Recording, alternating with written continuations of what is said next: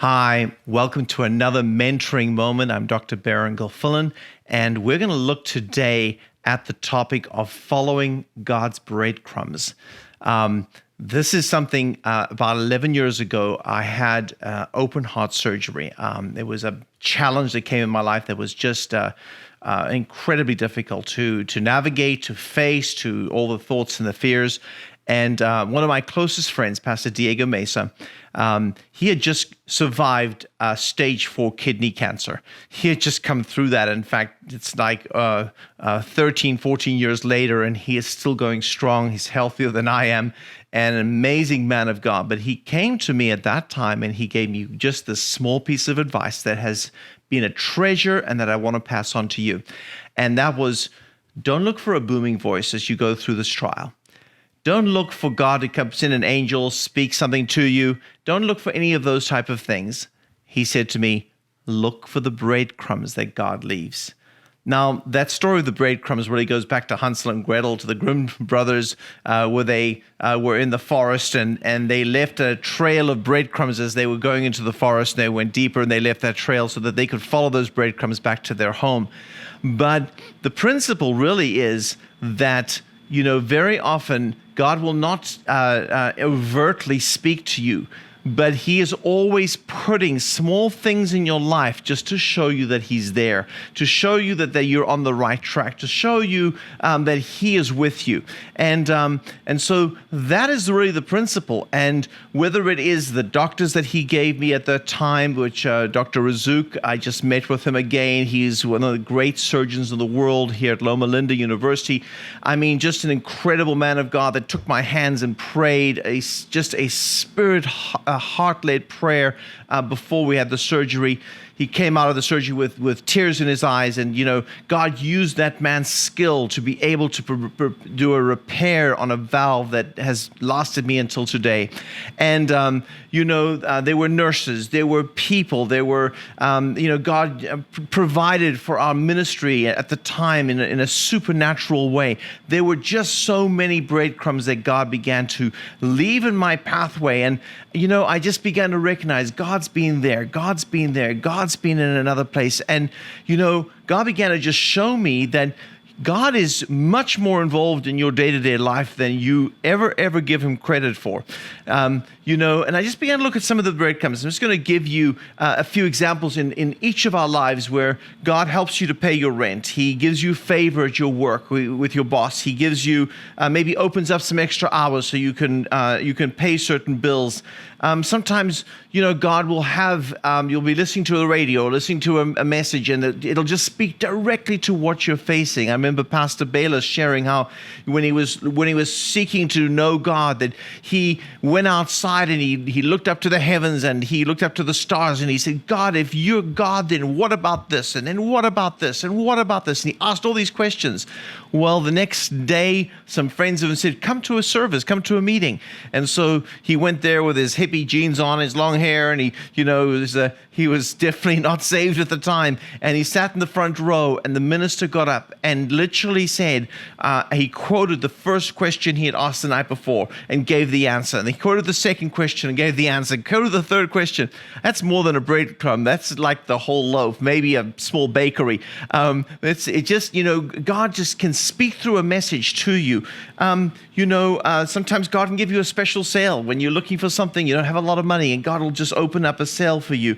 He can give you traffic mercies, maybe help you find a parking spot.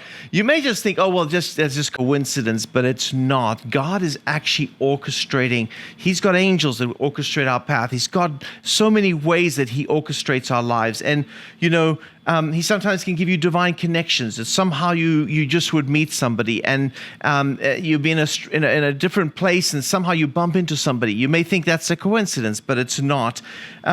Sometimes God will lead through closed doors and open doors, and he'll block things. And I've told my kids, and I've done a whole teaching on it, a closed door is as good as an open door. And there's even times that God will speak through nature. I remember years ago when I was at University of Michigan, and I was just a young believer at the time, and my pastor had done a teaching in Virginia on the sign of the rainbow, on how God used the rainbow to speak to Noah and to the world. He spoke through a rainbow, and I got this whole letter and this teaching on the rainbow, and I had this letter in my hand, and I went across to a friend, and I said, I just got this teaching on the rainbow, and the person came running from across the hall, said, "Come and see this." And we went to the window, and literally there was a 180-degree rainbow right in front of us, and people said it went right over the hall where we were staying. And God, you may say, "Oh, it's just a coincidence," but I had never seen a rainbow before, and I never saw a rainbow after. But God actually spoke through that rainbow. I want to just close by just saying this fact that, it's amazing how detailed that God is involved. He speaks through animals. He can speak through nature. He can speak through people. He can speak through messages. He can speak through just divine connections. He can speak through just circumstances. And I remember the time that probably blew me away more than ever in my life when I had God orchestrate something that really showed me His hand.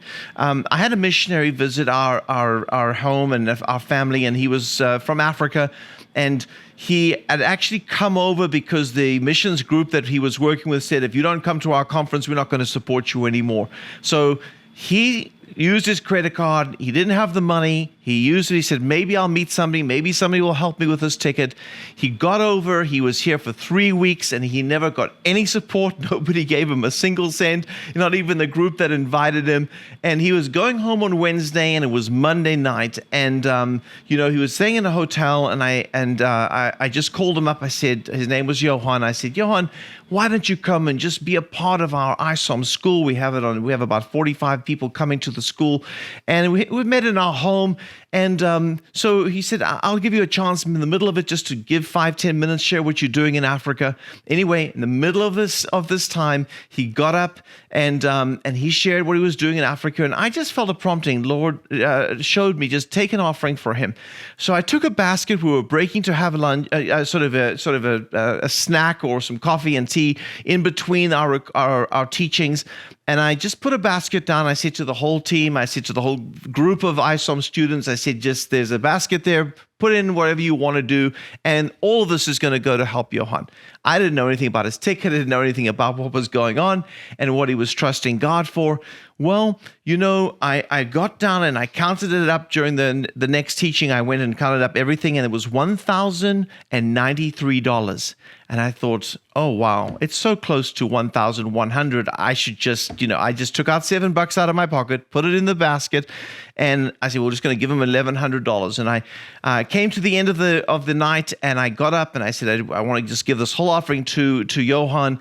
And then somebody put up their hand. They said, "Oh, I still have something else." I said, "I've got a check for $120," and another person said, "I've got another check for $10." I said, so now we had $1,230.